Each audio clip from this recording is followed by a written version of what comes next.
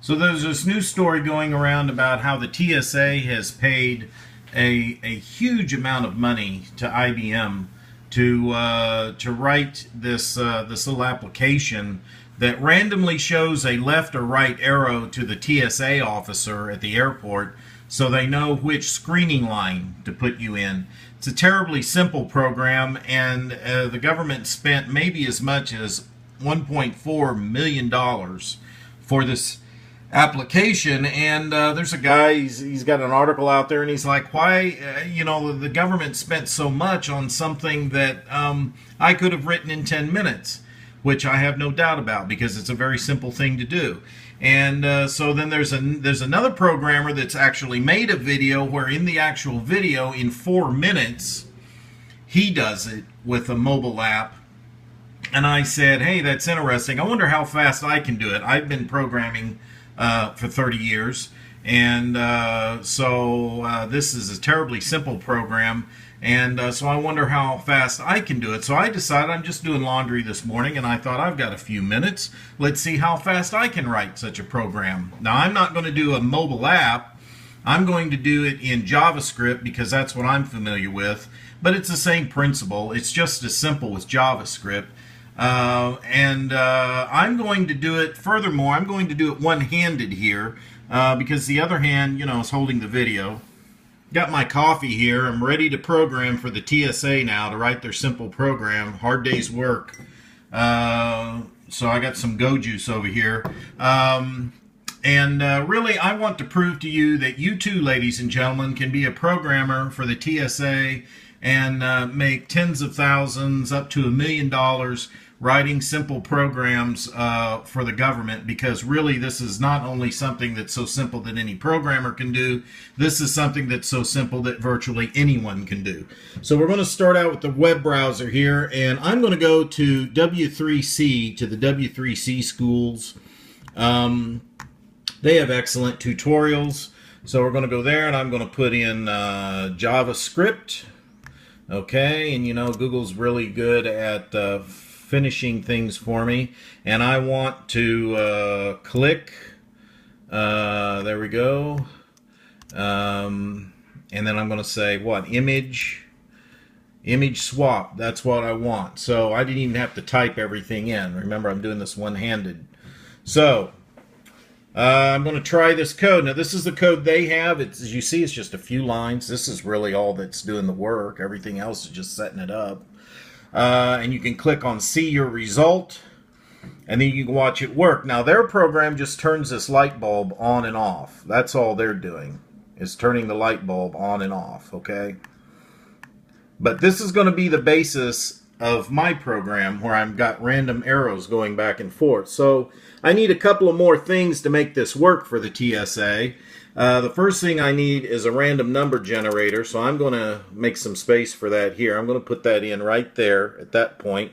I need to generate a random number between 1 and 2. Not sure about the syntax of that, so I'm going to call up a separate window here, and again I'm going to go to W3C, and I'm going to say random.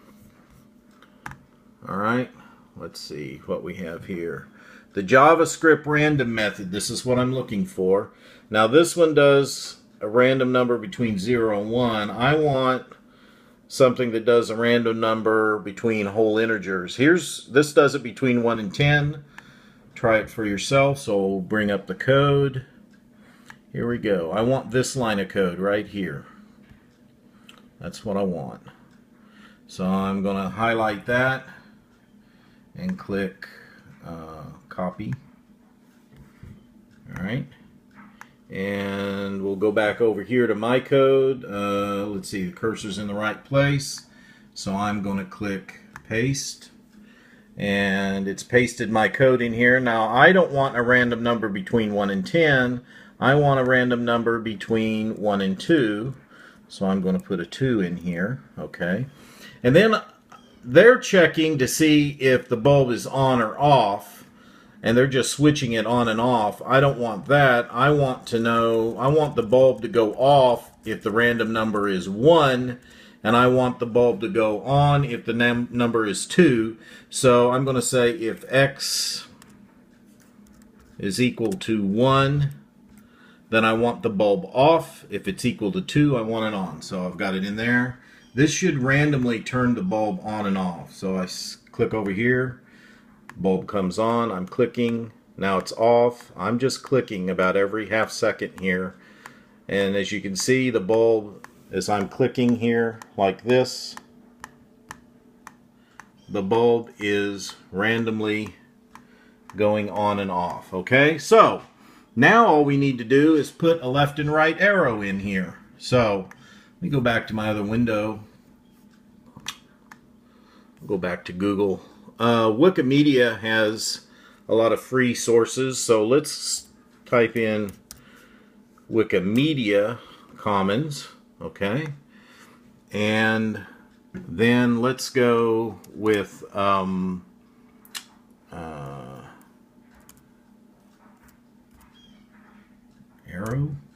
Let's try that.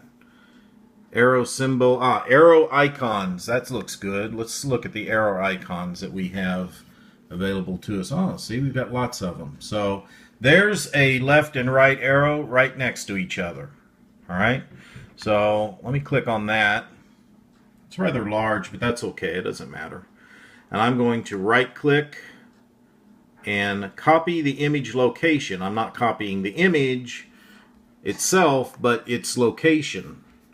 And so I'm going to go back to my program here, and instead of the bulb off GIF, I'm going to put in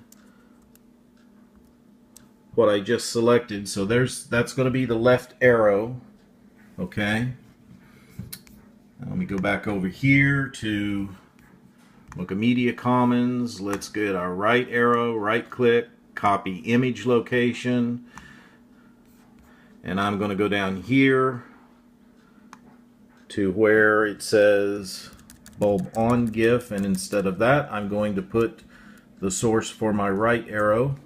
So that says right arrow. So now if I try this out, what should happen is the first thing, it's still going to show me the first picture is going to be the bulb off. I'm still going to get the light bulb right at the very beginning, but once I click on that, I should randomly get left and right arrows. So let's see what happens. Okay, our bulb is off, and I click on it, left arrow, right arrow, right arrow, left arrow, left arrow, right arrow, left arrow, left arrow, right arrow, left arrow.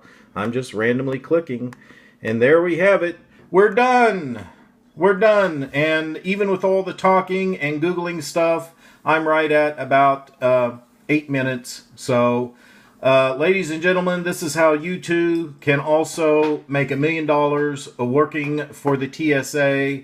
So start writing these very complicated applications for the TSA, and you know, get that down payment on the Maserati that you've always wanted. See you later.